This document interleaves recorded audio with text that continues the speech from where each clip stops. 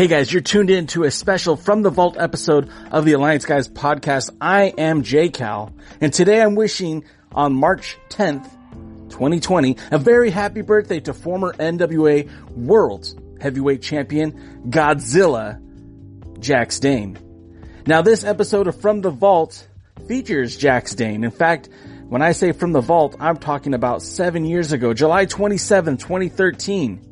When we were talking to Jax Dane, this was long before his run as NWA World Tag Team Champion, or defending the titles in New Japan Pro Wrestling, or really even making an impact in the National Wrestling Alliance the way he would.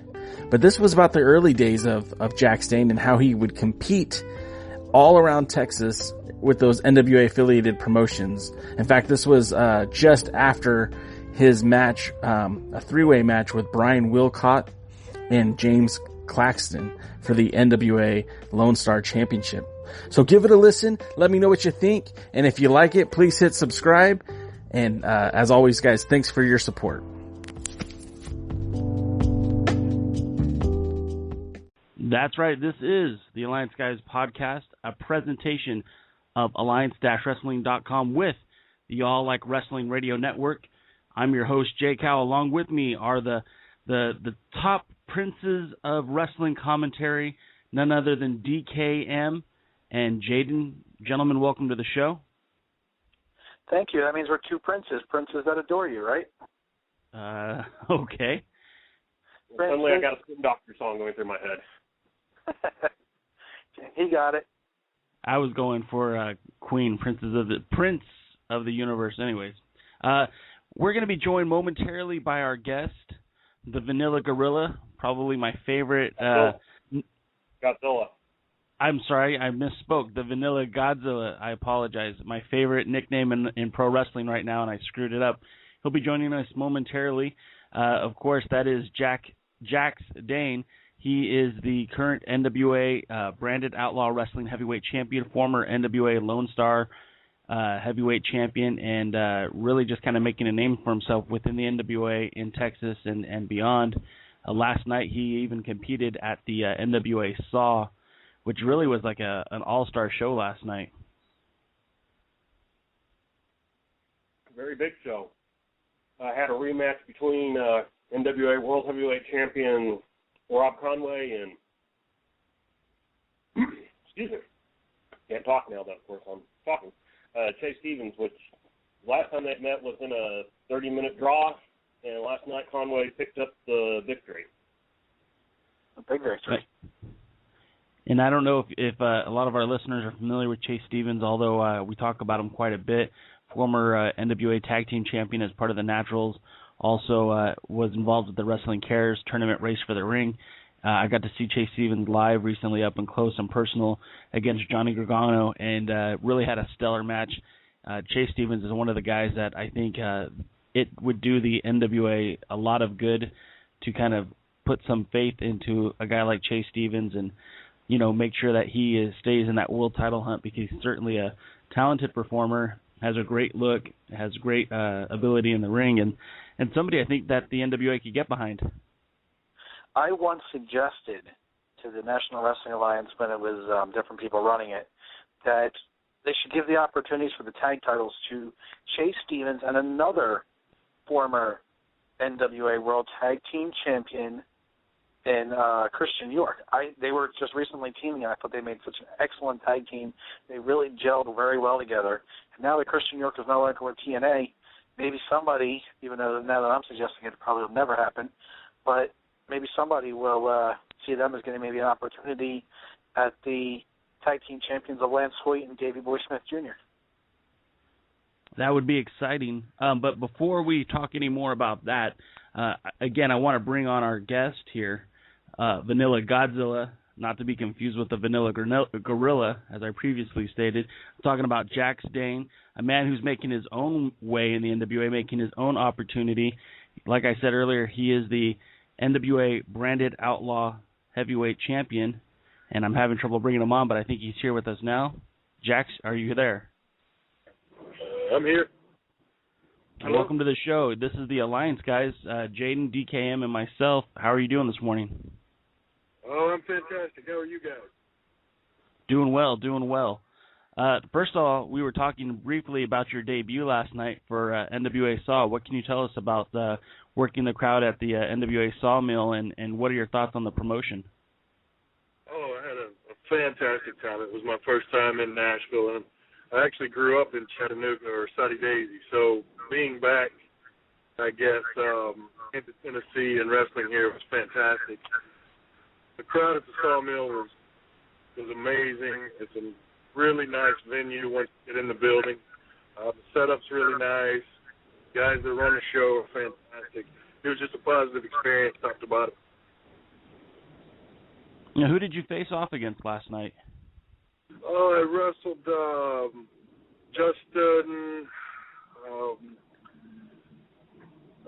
I wrestled a gentleman named Justin, and then I wrestled for the second TV taping, the Orange Crush, and then I had a confrontation with Hot Rod Biggs a couple times during the show. So it was a pretty fun night, and I had a really good time. So last night's taping will just air on for the Saw's programming throughout the month? Yes, sir. I think the next 3 weeks is what we got in the can last night. That's real good. Now let's talk a little bit about your recent. Well, I'm going to call it a robbery. Last Saturday, you were defending the NWA Lone Star Heavyweight Championship, and Byron Wilcott somehow managed to walk away with the belt. Tell us a little bit what happened. I wouldn't necessarily call it a robbery. You know, Byron is unbelievably talented individual. He's a very, very good wrestler, great competitor, and the thing that makes Byron, that separates Byron from a lot of guys, is Byron is an opportunist, and he'll do whatever it takes to win a title at any time. Early in the night, I got distracted with Byron's box that he brings to the ring. That is, you know, it's a pretty good deal. I got distracted with it, and he caught me with the shake weight early in the night. And he and Cowboy Claxton wrestled probably 4 or 5 minutes while I was trying to recover. I worked my way back into the ring, hit Byron with the spear, hit him with the rock bottom, and to his credit, man, I thought that was it. I thought we were done, and he was able to kick out of the rock bottom. And to be honest, that's the first time anybody's kicked out of that in 2 years, and he managed to make that happen. So, you know, kudos to him for being able to fight through that. Then I worked myself back to my feet, got him in it again. Claxton then was able to recover because he'd been on the outside. He caught me from behind, and then out of nowhere, man, I took a spine buster and then his big boot. And from there, I'll be honest with you, I don't really remember. So you can call it a robbery, and maybe if it was a robbery, maybe Byron stole it from Claxton, because once Claxton hit me with the boot, I can't tell you what happened after that. So as far as I'm concerned, you know, Claxton has a rightful right to that title, because when I went back and watched the tape, you know, the ref we'd crushed the ref on a splash where I couldn't see him. And then after that, I'm pretty sure, if I remember right, Claxton probably could have had a 10 count, 12 count. I mean, I was done. And I want to give him credit for putting me in that position, man. I mean, he's a big, strong kid, and he caught me with his finisher.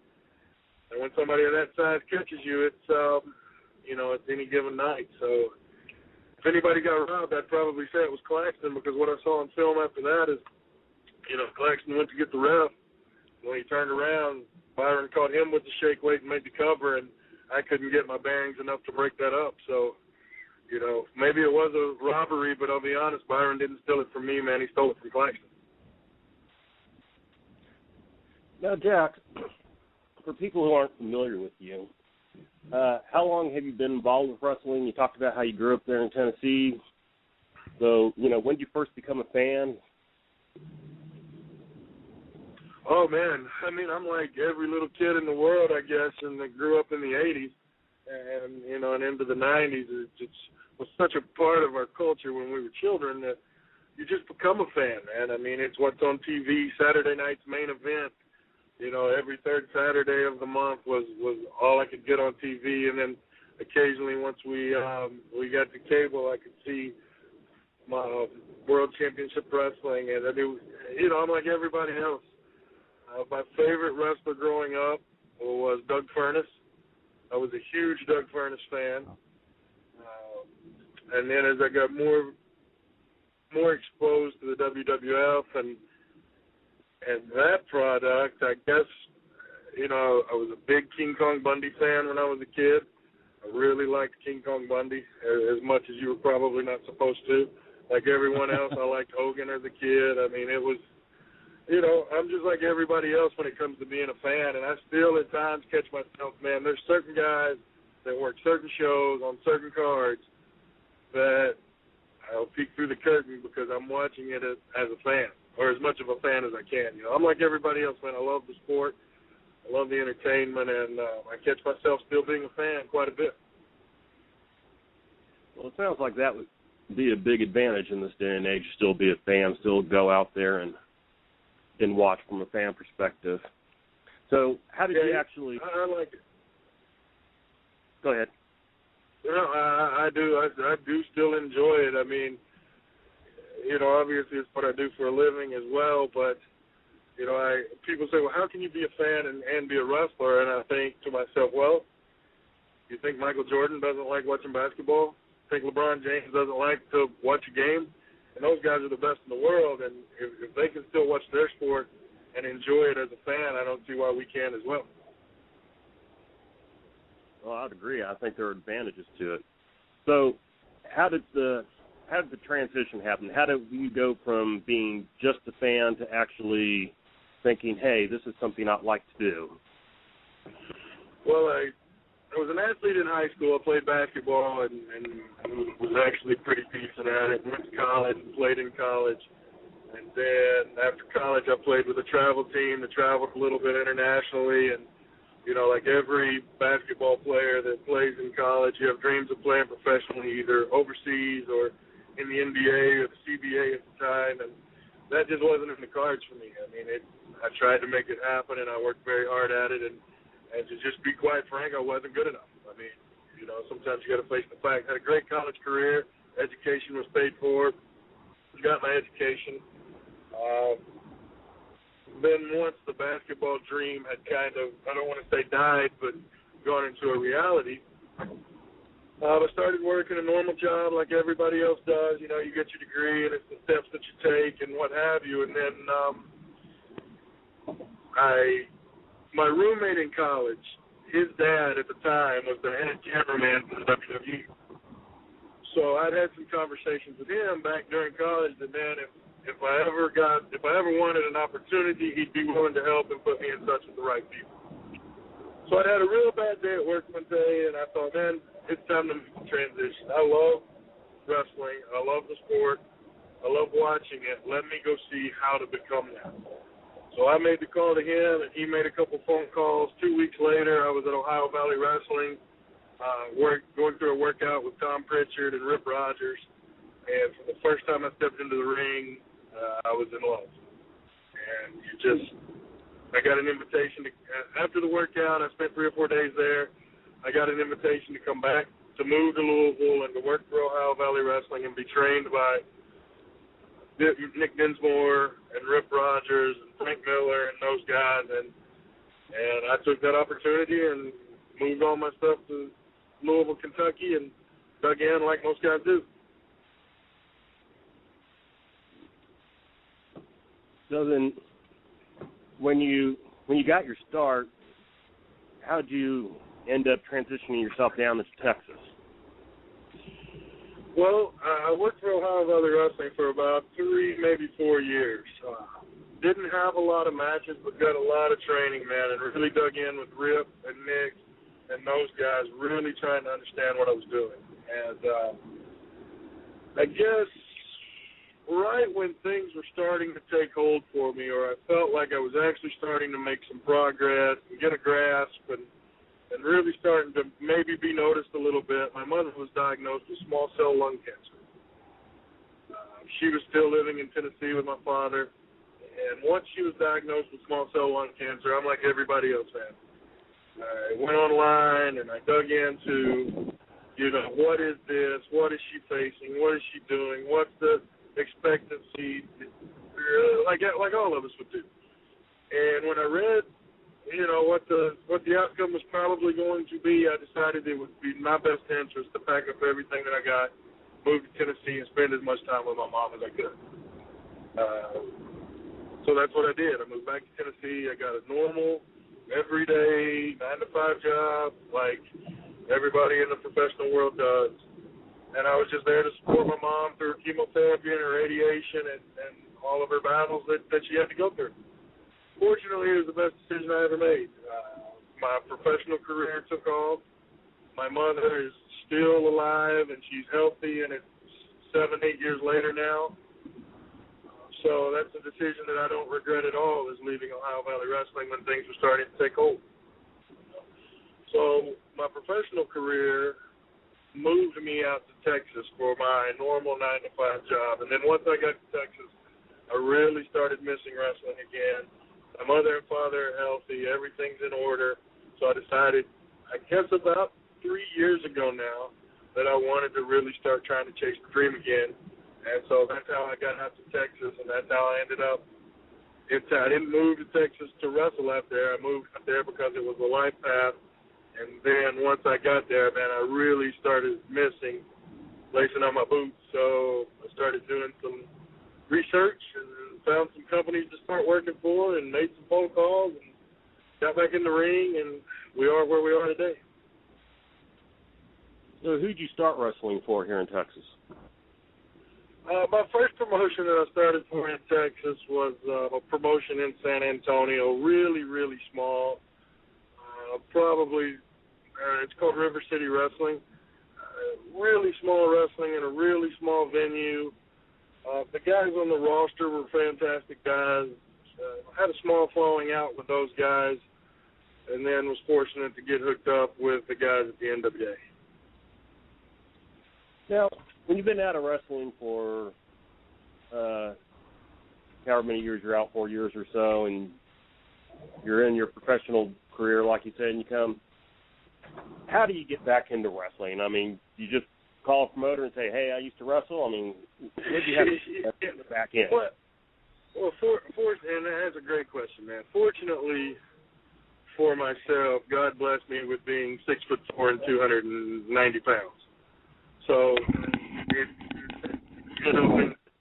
when you can call a local independent promoter and you can say, hey, I was trained at Ohio Valley under Rip Rogers and Tom Pritchard and Frank Miller and those guys and Nick Dinsmore, and oh, yeah, by the way, I'm 6'4" and I weigh 290 pounds.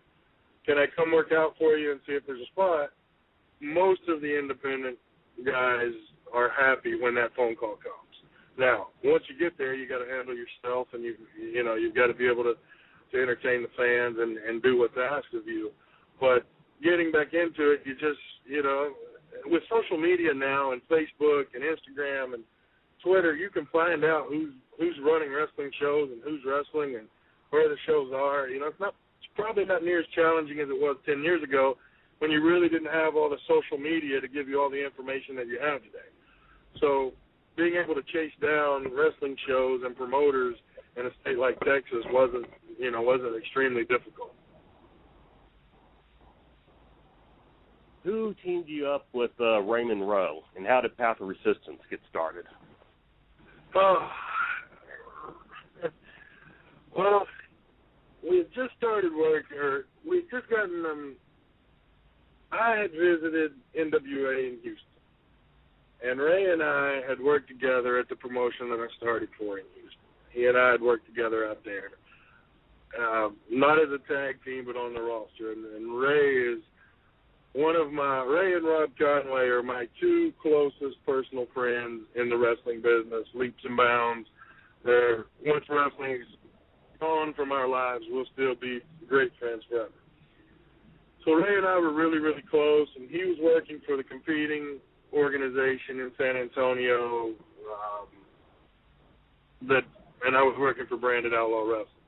So Ray and I decided that we wanted to try to work together some, but we couldn't work together in San Antonio because it's pretty touchy there. And so we said, well, let's try to get in over at Houston and just see if they've got a spot for us. And, we went and met with those guys over there, hit it off pretty well, and the next thing you know, the Path of Resistance was put together, and man, it's a fun tag team to work with. I really love wrestling with Ray. I really have a good time wrestling as the Path of Resistance, and I think we're just, if we do come back together full force, I think we're just scratching the surface on what we'll be able to accomplish in Texas for sure, and maybe even nationally. Now, the two of you held the Lone Star Tag Team titles, and you had some battles with Kings of the Underground, Scott Summers and Ryan Genesis. What can you tell us about that feud? Oh, man, that feud was pretty intense. That was the feud in Texas that the fans are asking for. That's what people wanted to see.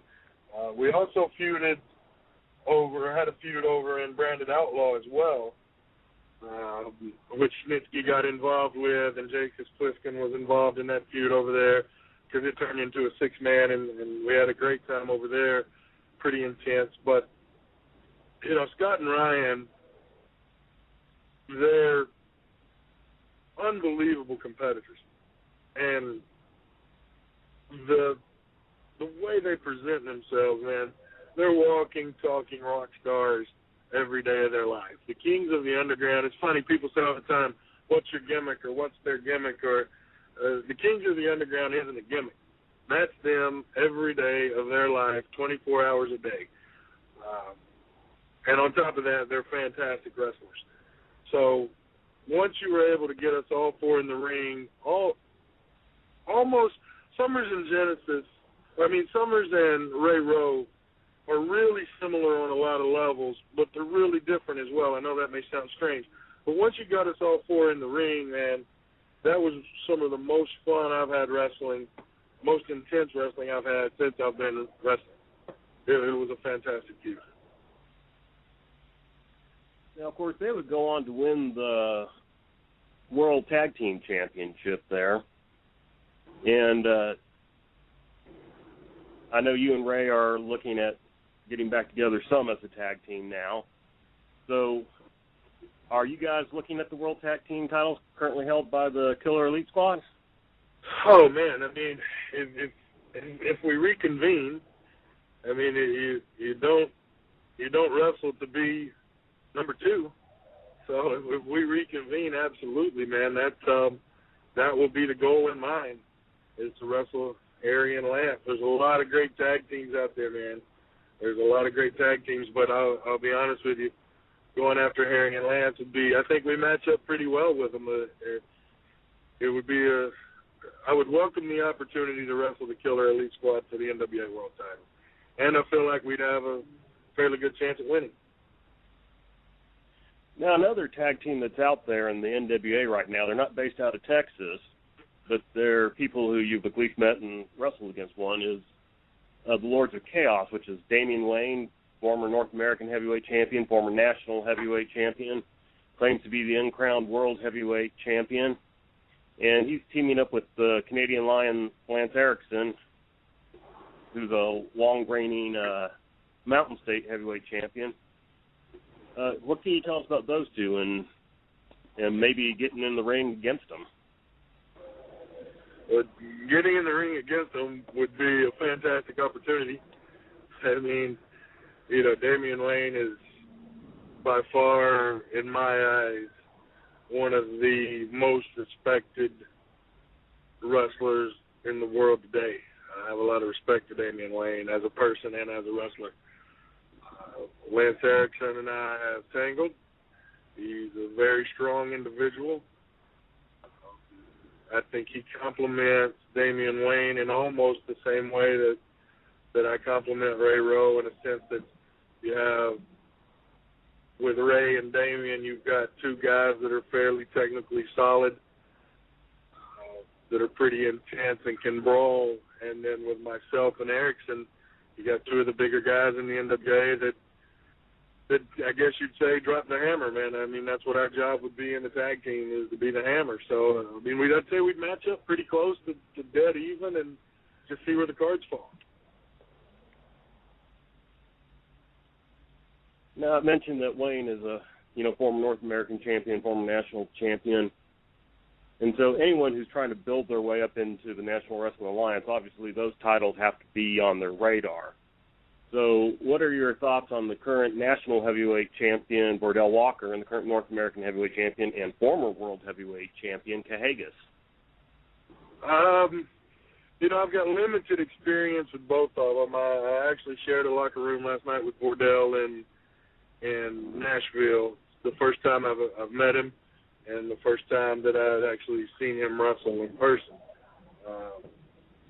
I like Bordell a lot. I think he is a fantastic wrestler as well. I think he carries the national title well. I think he's a good champion, if not a great champion. And, if the opportunity presents itself to wrestle Bordell for the national title, I would welcome that. And, I like my chances in that matchup. And the same with Cahagas. I think the matchup with myself and Cahagas would probably be beneficial for me because Cahagas likes to brawl, and that's the way I like to wrestle as well. So I think that would probably be a better matchup for me. But Cahagas is a tough dude, man. When him and Conway wrestled for the world title at Branded Outlaw, that guy proved to me that he can wrestle or fight basically anybody, anywhere, anytime. And he's got a great chance to win. He is a tough dude. You can't keep him down. And he's pretty vicious with his kicks and his chops. You guys know him as well as I do. He's good at what he does. So, but for me, I like that matchup for myself because our styles are so similar. Think of it like this, though. The Japanese have really never had much luck against Godzilla. Well, I like the way that sounds. Now, I like the way that sounds. At Branded Outlaw recently, Adam Pearce came in to wrestle a match. And I believe you made some comments on Facebook about meeting him. What was that experience like, and what was your opinion of Pearce? Adam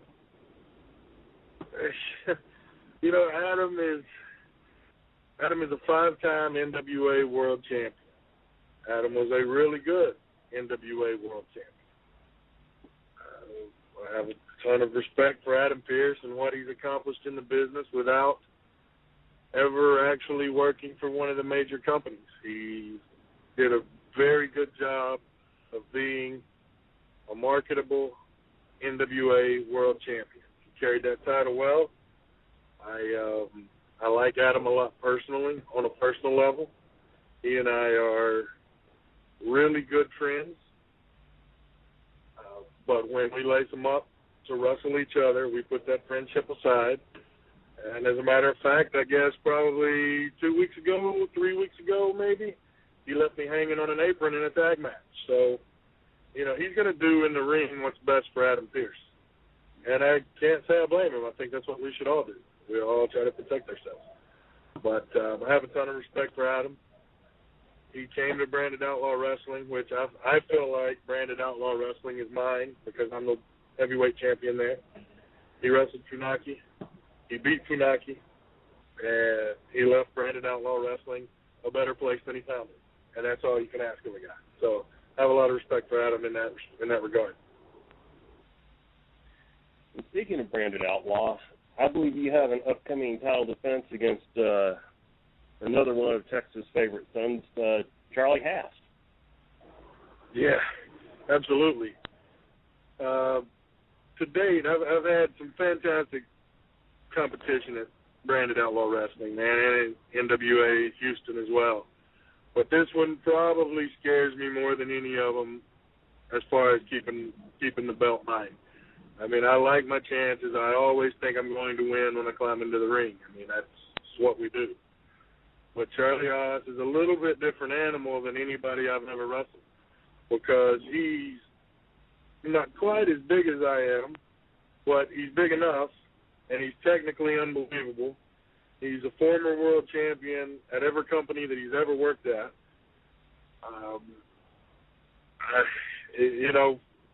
I really like the matchup with Charlie. I really am glad that I'm getting an opportunity to wrestle him to kind of gauge where I'm at. on the Richter scale, I guess you'd call it. I mean, I want to know where I fall. And I can tell you this, when I beat Charlie Haas, I'm going to be pressing for a world title shot. That's once I beat Charlie, I think it's time to press for a world title shot. I mean, Conway and I are really close friends, but if he and Mr. Tharp would award me a world title shot after I beat Charlie, that would be the goal in mind. Well, that's actually a very good segue here, because the night that Rob Conway beat Cahagas for the World Heavyweight title, he had actually, earlier in the evening, awarded you the title shot. And then, of course, apparently some of your not biggest fans managed to take out your ankle on that particular evening. You asked Mr. Conway to fill in for you. He won the title. The two of you stayed close.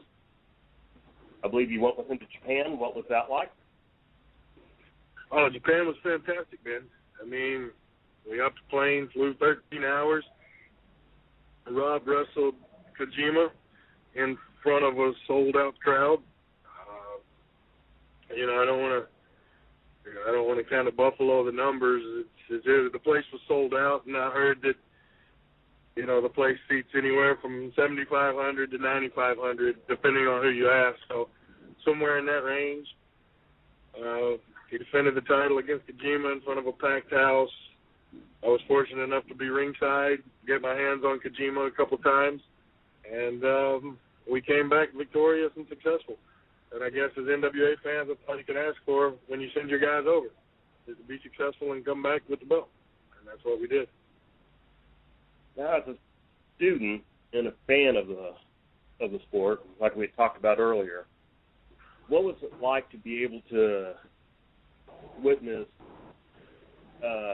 and be a part of the Japanese style of wrestling, the Japanese fans, and being, even if it's at the small end, let's say 7,000, being in front of 7,000 fans, that's not something a lot of independent wrestlers in the United States, can say. Absolutely.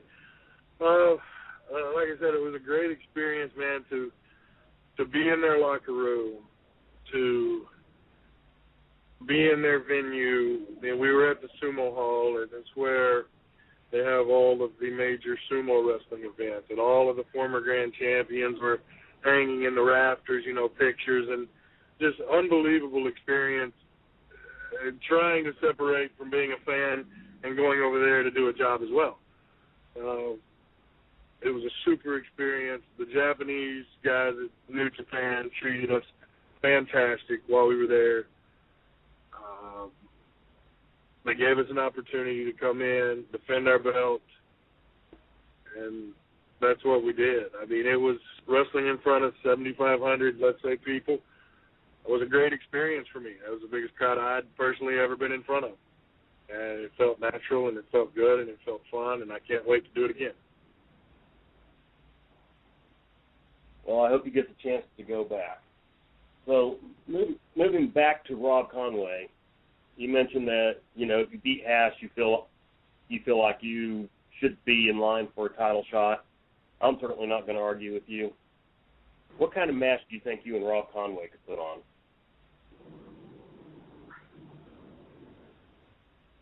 I think it'd be a war. I mean, obviously, size and strength would be in my advantage, but Rob's the NWA World Champion, which to me means, as far as I'm concerned, he's the best in the world. And I don't think there's anything that I could do out there that he wouldn't know was coming. I mean, I'd really have to maybe try to think of a little bit of different strategy than what I normally approach, because he's going to know exactly what's coming and probably when it's coming. It's just going to be it's almost, for a lack of better comparisons, and I almost hate this comparison, but it's almost Lesnar Couture, with Couture having a much bigger advantage than he probably would have had in the real fight. It's just, does my size and strength overpower his ability to be the best in the world? That's what I feel like it would boil down to. So, It's like I said earlier, I really like my chances every time I climb into the ring. But Rob Conway is a great world champion, and I would just appreciate the opportunity to compete against him, and hopefully I would come out with the belt. Now, sometimes in wrestling, when friends start wrestling each other, especially with the title on the line, some hard feelings can develop. Do you have any worries of your battles becoming a heated feud?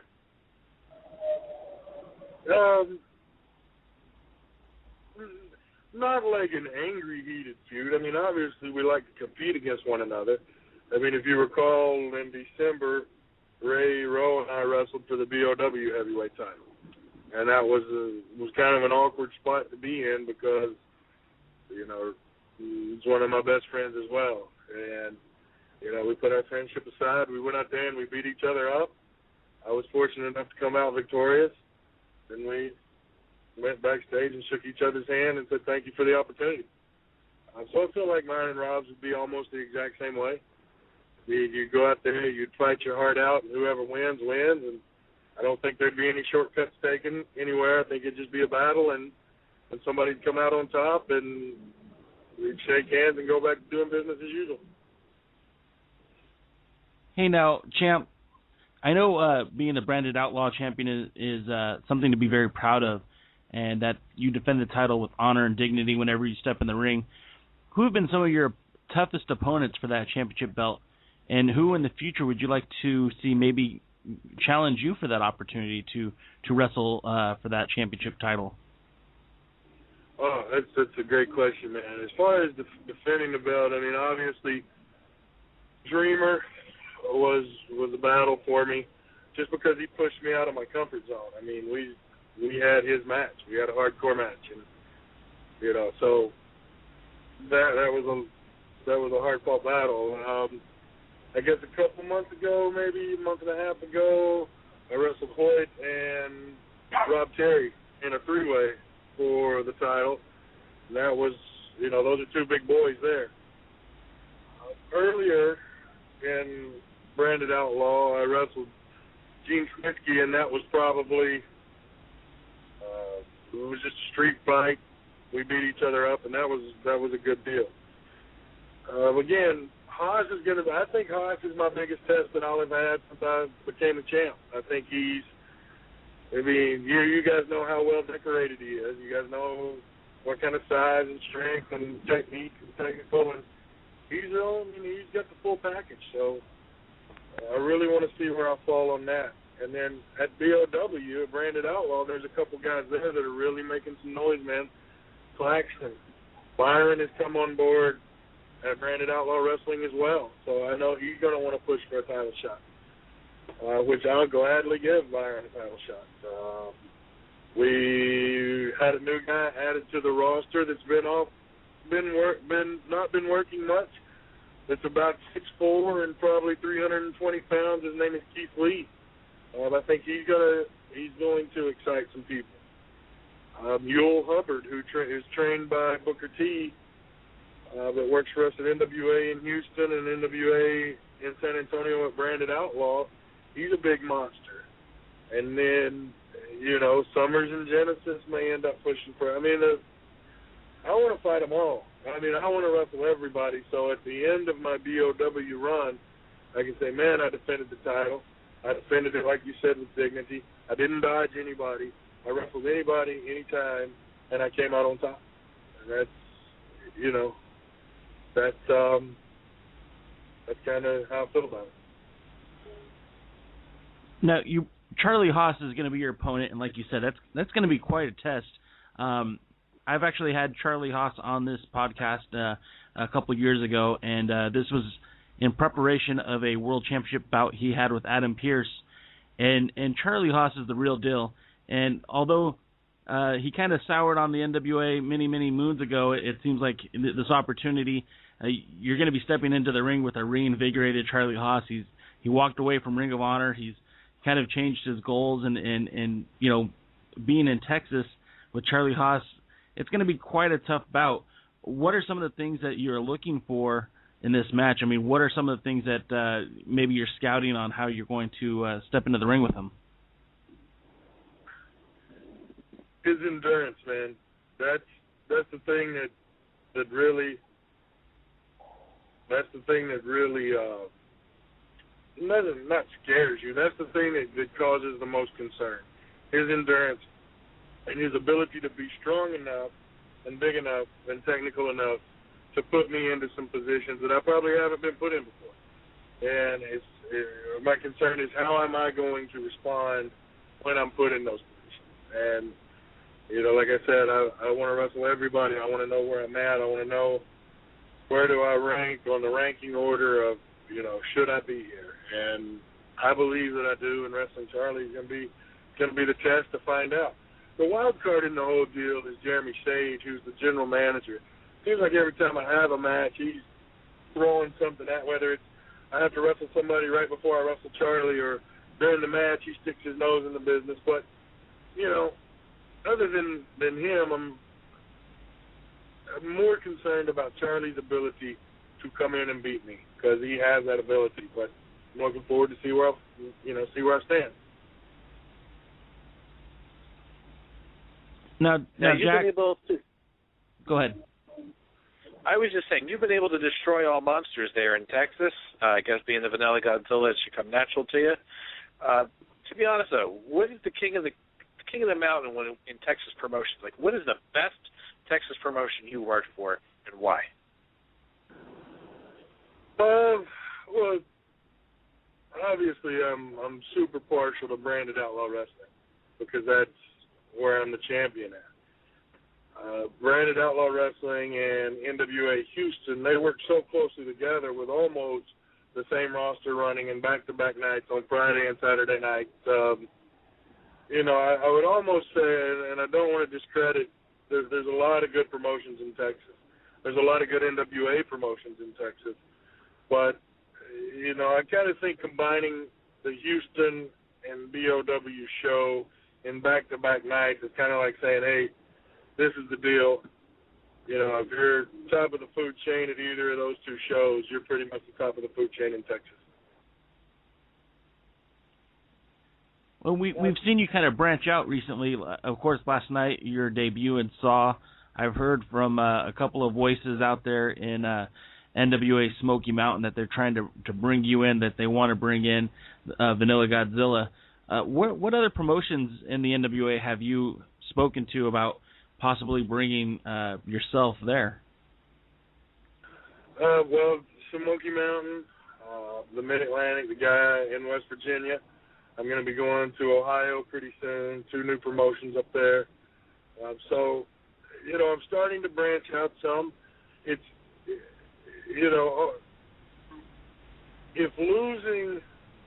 if there is a blessing in losing a title, like I lost the Lone Star title, is that it frees me up from a responsibility to have to be there. So that when you're the champion at a place, it's your responsibility to be there.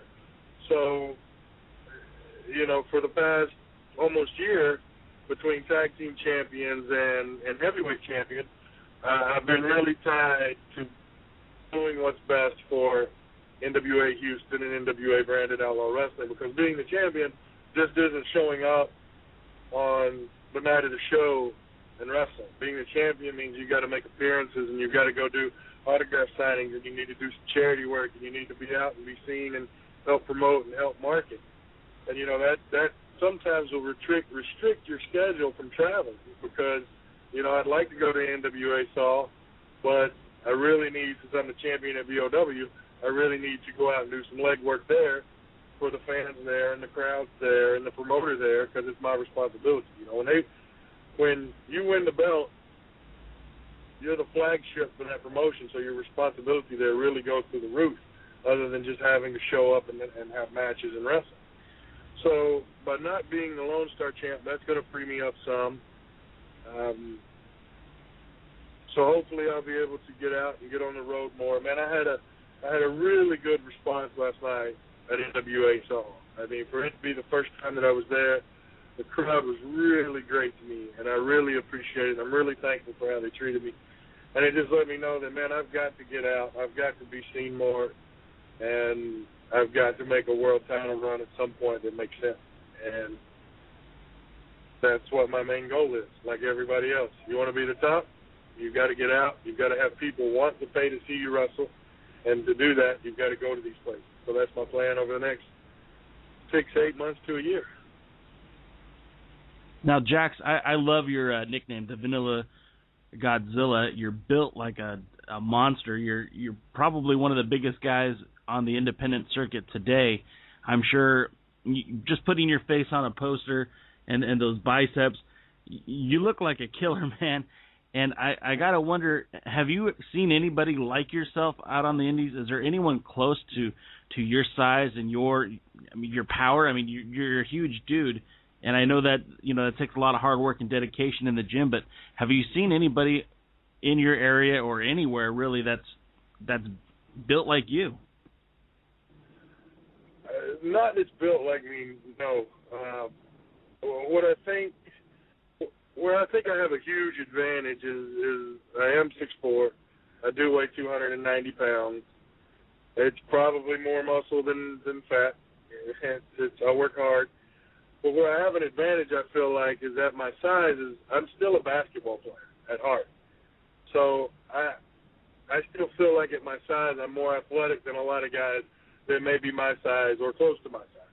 But, yeah, there's some monsters out there, man, like Yul Hubbard in San Antonio. I mean, he's a legit 6'6", 330 pounds. Lance Erickson is a monster.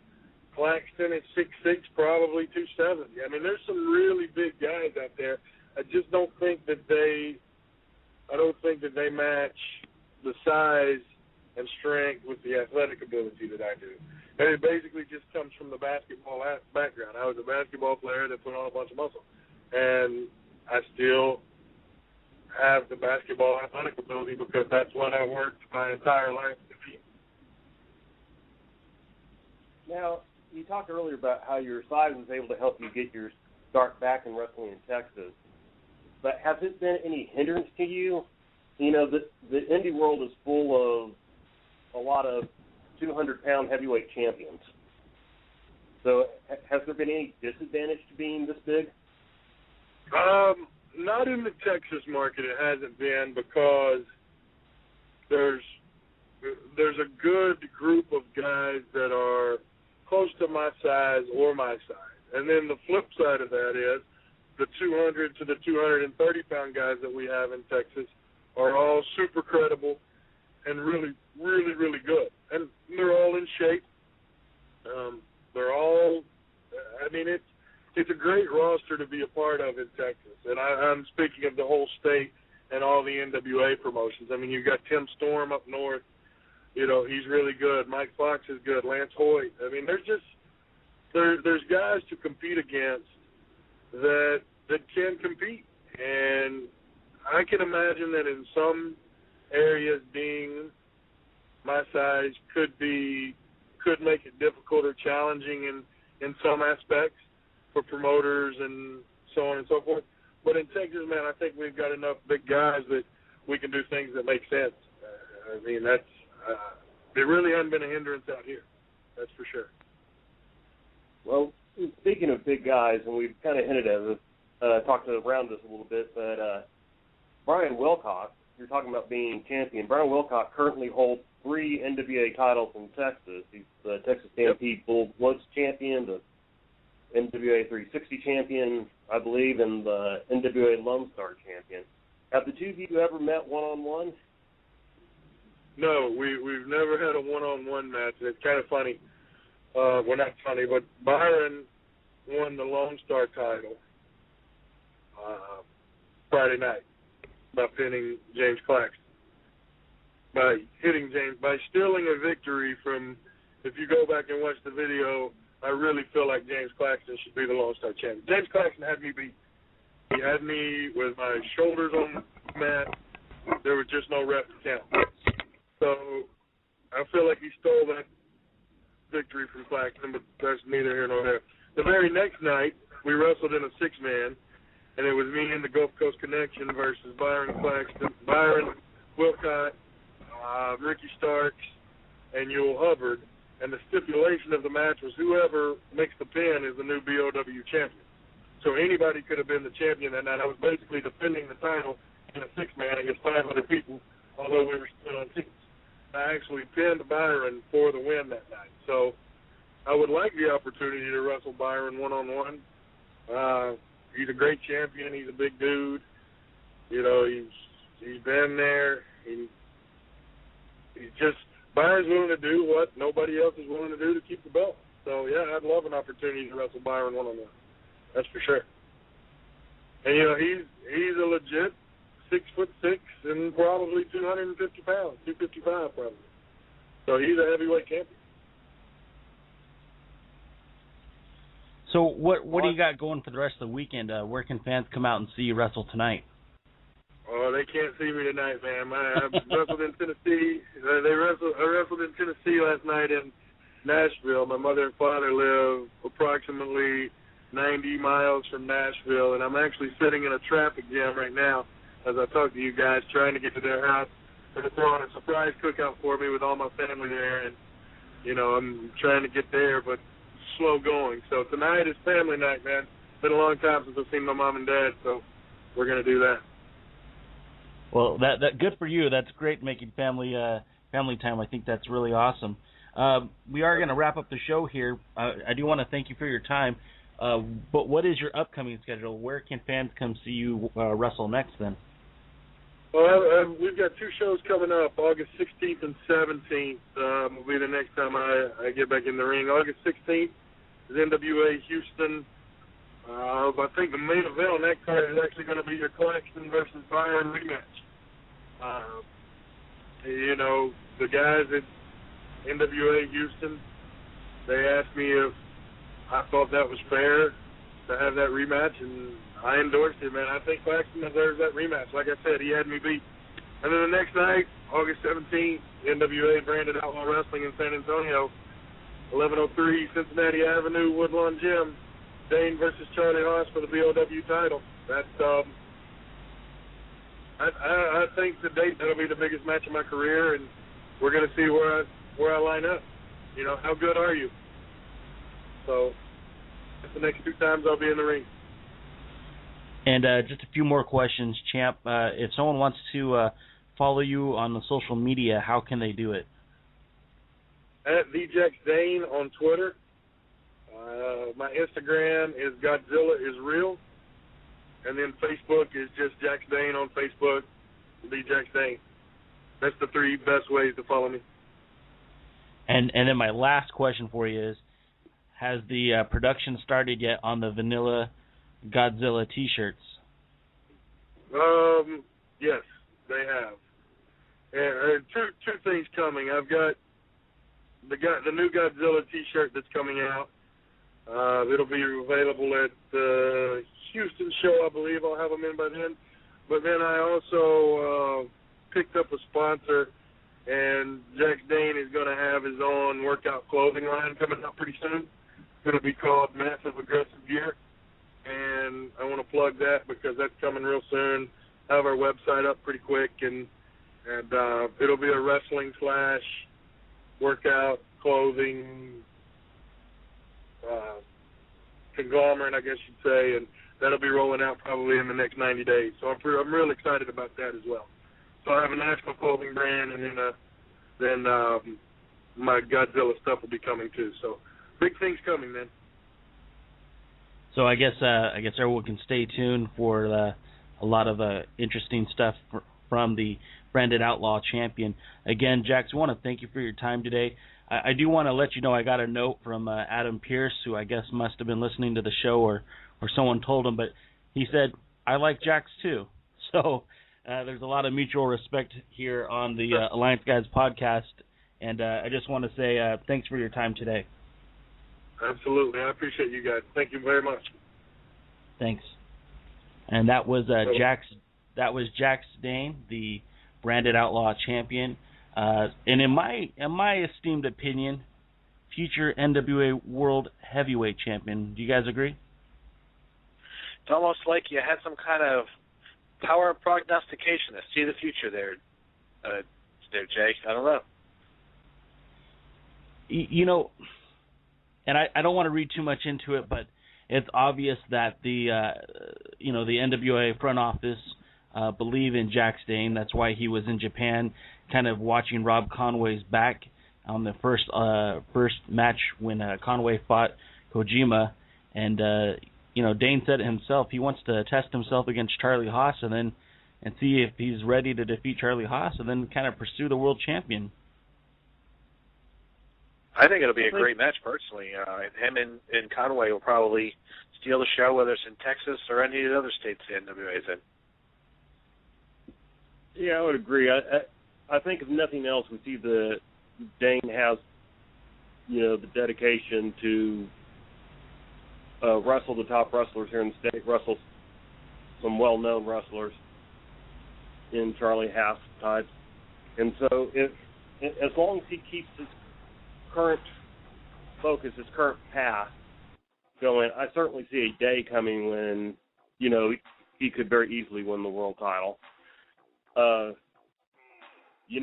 We'll wait and see.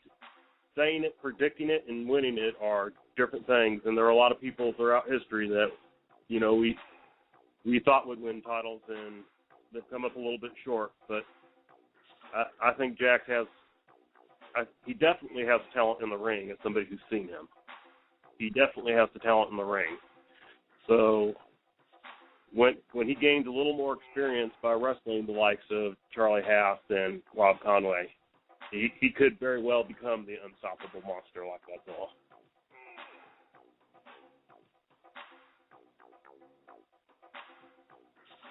Did we lose Jay? We may have lost Jay. We got music playing, but I don't hear Jay. Well, we'll give Jay a couple more minutes to get back in because he's the one that has all the sponsorship information. Yes, like replica title belts. Yes. And, of course, the other shows that are on our Y'all Like Wrestling network. So we're going to hold out for him to pop back on. Please pop back on, Jay. I think he's having a wrestling match with the mute button again. Remember like that one show. Yeah, it happens from time to time. Technology is great, except when it's not. Yes, of course.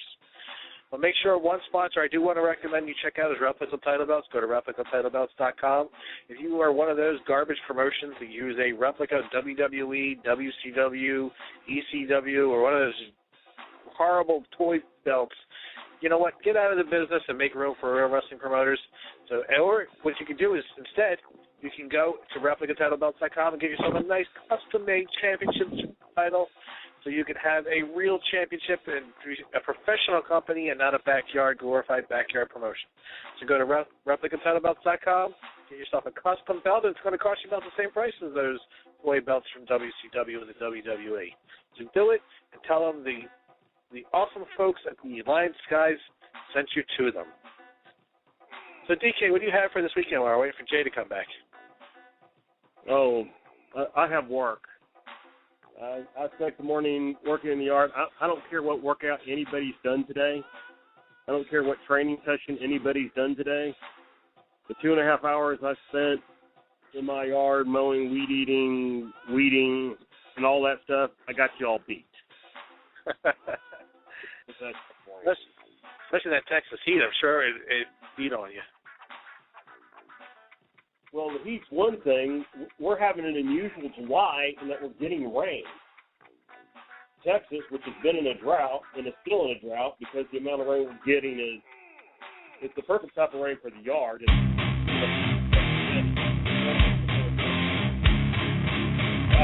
That's right. I'm back. Sorry, guys. I lost my internet connection there, but I'm back.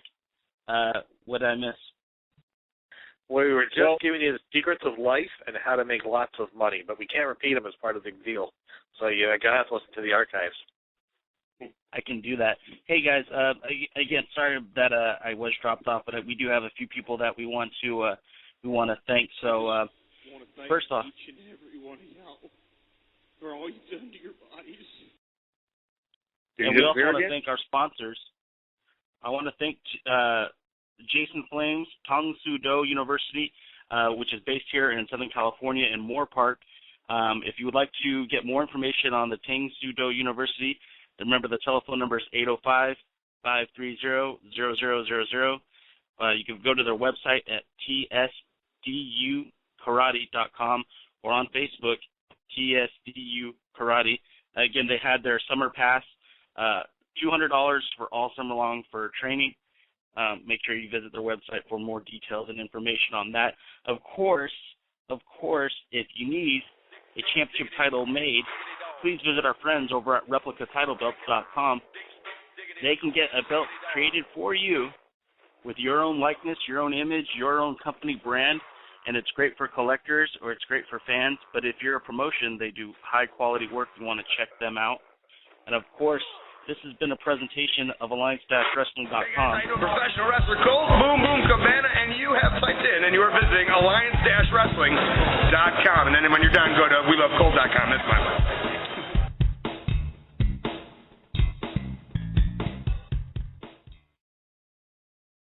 And then, of course, I just wanted to talk about the Y'all Like Wrestling Radio Network again.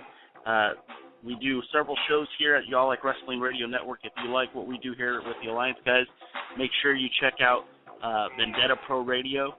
That covers the wrestling promotion in Central Coast, California, Vendetta Pro.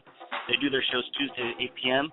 There's Millennium Pro Radio. They do their shows Wednesdays at 7 p.m.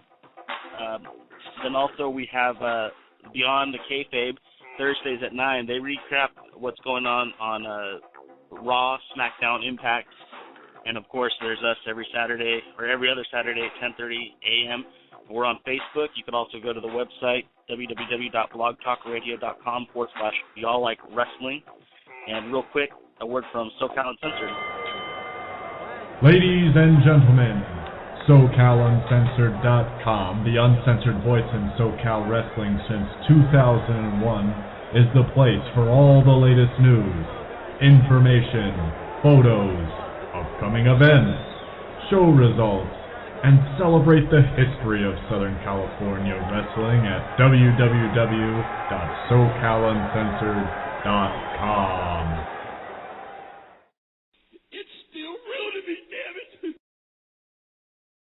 So for our guest, Mr. Jax Dane, of course, DKM did a hell of a job today. Jaden and myself, this is the Alliance guys. Please visit our sponsors and check out the website, alliance-wrestling.com. And we'll see you guys in 2 weeks. Thank you. We all have our mountains, the challenges that push us further. At Coors Light, our mountain is brewing the world's most refreshing beer. That's why all of our breweries cold lager to give Coors Light its signature crisp taste. It's why we cold filter to ensure brilliance and clarity. And it's why we package cold to seal in Coors Light's refreshing flavor. Because we believe every climb deserves a refreshing finish. Coors Brewing Company, Golden, Colorado. Great beer, great responsibility.